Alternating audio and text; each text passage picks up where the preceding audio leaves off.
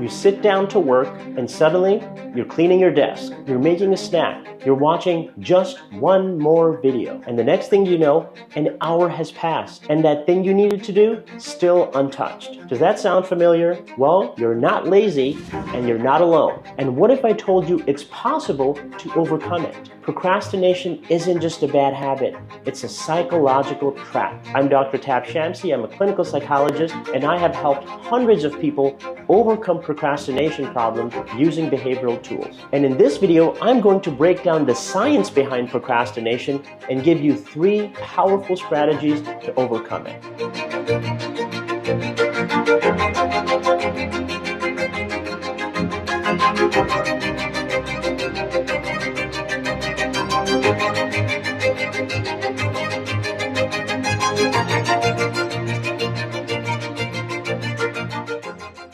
So what exactly is procrastination? Psychologist Tim Pitchell describes it this way. Procrastination is the voluntary delay of an intended action despite expecting to be worse off for the delay. In other words, we know that putting it off will hurt us, but we do it anyway. This means that we choose procrastination with the full awareness of all of its negative consequences. I think one of the important things to clarify about this is that there are many forms of delay. Not all of those are procrastination, but all of procrastination is a type of delay. There are many reasons to delay getting started on an assignment. Perhaps you're sick, maybe your flight got delayed, or maybe you need to do some background work before you're ready to tackle the main assignment. But if you're avoiding a task because it's uncomfortable and you have the time to do it, that's procrastination. The reason why this is important is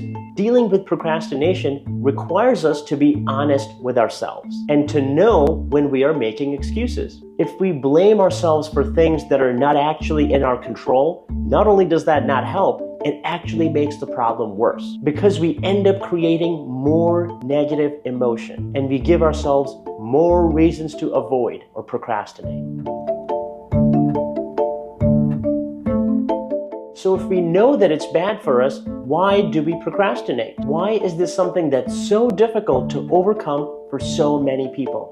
To answer that, we have to first understand that human beings avoid discomfort, especially when it's in the short term. This is a trait that has been very adaptive in the story of our evolution. Our ancestors were able to survive because they were able to minimize threats and discomfort. It was crucial to their survival. Now, of course, we've come a long way from the hunting and foraging lifestyle, but our brains have not fully caught up to us. So today, procrastination can be best understood as a coping strategy that we've taken from the framework of survival, but if we push it to an excessive degree, it becomes maladaptive or unhelpful. So your brain isn't procrastinating because you're lazy, it's because avoiding an uncomfortable task gives you immediate relief in the present moment. And that relief feels rewarding. So our brain learns, hey, avoiding this task actually feels pretty good.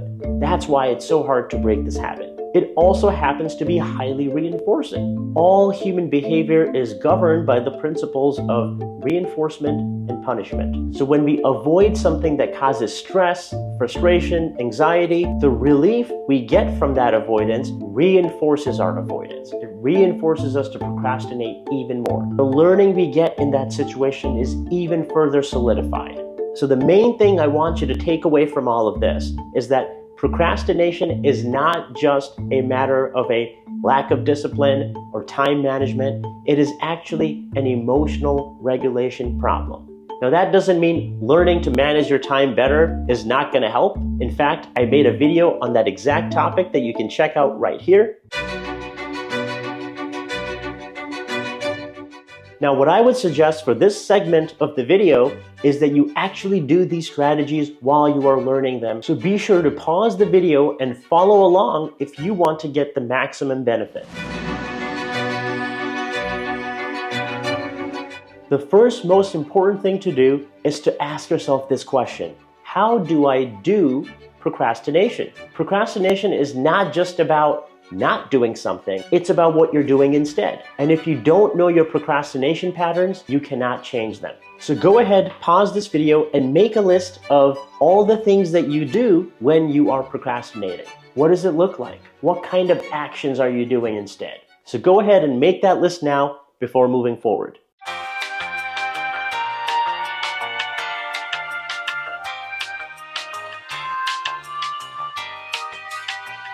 The main benefit of this activity is that it helps you label your procrastination behaviors more accurately as a form of emotional avoidance. Now, of course, this is not enough in and of itself, but what it does is it prevents us from being in denial about our actions. So the next time you're procrastinating, hopefully you can catch yourself and choose what you'd like to do. Most of us don't realize when we are procrastinating. We just slip into it. But once you recognize your avoidance patterns, you can catch yourself in the act and stop the cycle.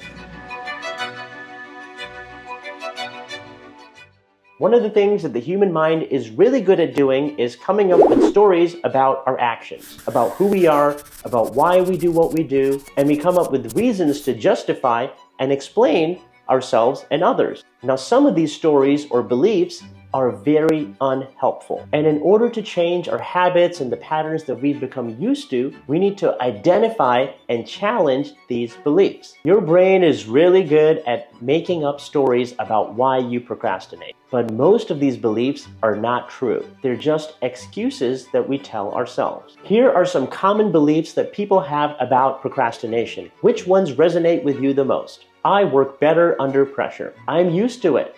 It's what I've always done. I'm actually more motivated at the last minute and need the pressure to perform.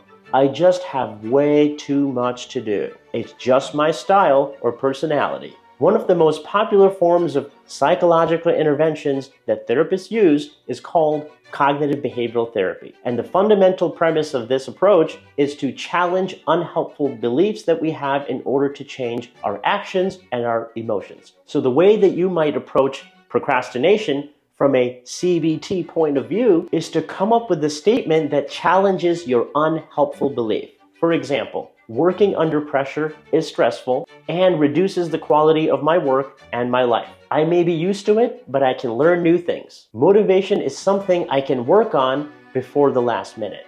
Just because I'm used to it doesn't mean there isn't a better way. By learning to challenge the unhelpful thoughts that you have about procrastination, you can step out of the well-rehearsed procrastination pattern and choose different, more effective actions. Have you ever noticed that getting started is the hardest part, and that once you start something, it's much easier to keep going? That's because of something called the Zeigarnik effect. It turns out that there is a psychological phenomenon where people tend to remember or return to unfinished or incomplete tasks better than completed ones. Your brain hates leaving things unfinished. So if you start a task, even just for 5 minutes, it creates this mental tension that makes you want to come back to it. So to make the most of this effect to your benefit, try focusing on starting something instead of finishing it. Make a small commitment. Instead of setting a difficult goal, work on something just long enough to get the Zeigarnik effect going. You will increase your chances that you put it back on your schedule and come back to it sooner than if you left it uninitiated. So we've broken down what procrastination is, why we do it, and some strategies to start to overcome it. And in past videos, I've talked about time management and motivation.